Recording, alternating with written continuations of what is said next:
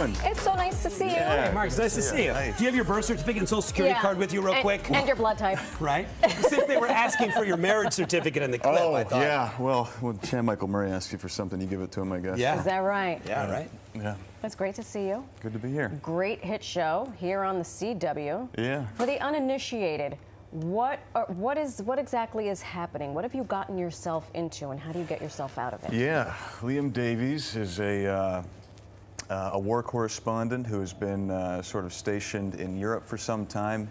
He and Maggie got married on a whim back in the day, and they have come. He's returned to sort of try to settle that, and Cal, played by Chad Michael Murray, is being very patient in that process and trying to help it along in that clip. So help it along. Help it along. Well, so Cal, Chad Michael Murray's been on the show obviously for a while. Fans love him, so there's fans that are kind of rooting for him. Yeah.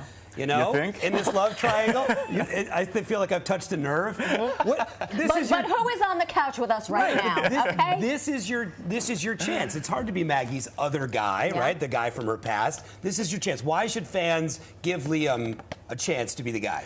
Listen, if you are faced with trying to disrupt Chad Michael Murray's love life, I don't blame any fans for anything they might feel about that.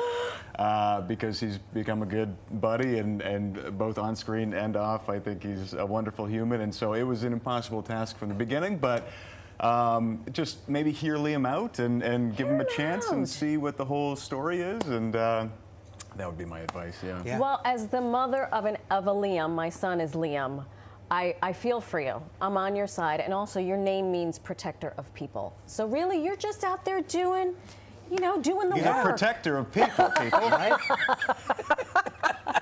Aside from the whole love triangle, the love triangle, what else can fans expect this season? I think there's a lot of interesting complexity being added to what is ultimately a love story between two people, and I think that with any great love story, there's ghosts from the past that may or may not need resolving, and I think that makes it interesting. So I hope fans agree. Yeah, I bet they will. I bet they well, will. you're certainly giving people a chance to see all of your talents, branching out into filmmaking. Just had a short film that just screened at the Beverly Hills Film Festival. Congratulations. Thank you. What was it like to have people screening your work in a totally different way, right? Not seeing you on screen on an episode that you shot 6 months ago, but to see a film that you really put your heart and soul into. Yeah. Well, I've been producing movies of the week for about 5 years. I've done 12 of those with our company in Alberta, and then I've been an actor for a dozen years as well. But I had this script that I wrote in late 2019 called Emergency, and I really wanted this thing to be my directorial debut, but it was very, very personal to me. It was about witnessing some domestic abuse as a child towards my mother. And so the story takes place between two 8-year-old children sitting in an emergency room one evening, and the boy is sort of harboring this dark secret while he waits for his mother to get treatment. This precocious young girl comes in, and through this exchange, this very beautiful, naive, innocent exchange between these two children, a major change is made, and something the boy is about to do is ultimately avoided. And it's sort of a recoupment of innocence tale, and it meant everything to me, and I was afraid of making it, and so I kept making these movies of the week, and then ultimately I was like, I am about to have a child of my own. I don't want to take any of this into my own parenthood. I need to exercise some of these demons, and we just had a screening at the Beverly Hills Film Festival last weekend. Previously, we won Programmer's Choice at the Sedona Film Festival, and so it's just having this real darling run so far, and we're really happy. So was it having a family? Was that the catalyst to finally say, you know what, I can share this with the world? Yeah, it was. I'm listening to you, and as someone who's creative and as someone who has to put herself out there every day, like I get that, like I hear that. Yeah, somebody told me whatever you're harboring, your son will feel it if you take it in, and that hit home hard. And I was like, I need to do my very best to get this out of me, and it just couldn't have gone better. It was the most cathartic experience I've had making anything, and I love the process, and I'm loving showing it to people and sort of releasing it. So. Amazing. I think when it comes to creativity, the thing you're scared of is probably the thing you need to be doing.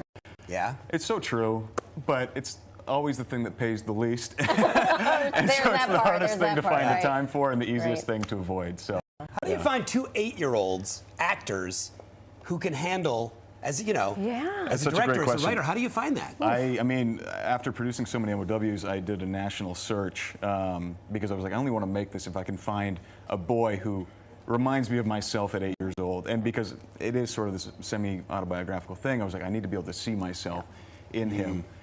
Lo and behold, this kid was in my own town and was already having this incredible career. He was in Edmonton, Alberta. He's from Calgary, but he was shooting this A24 movie.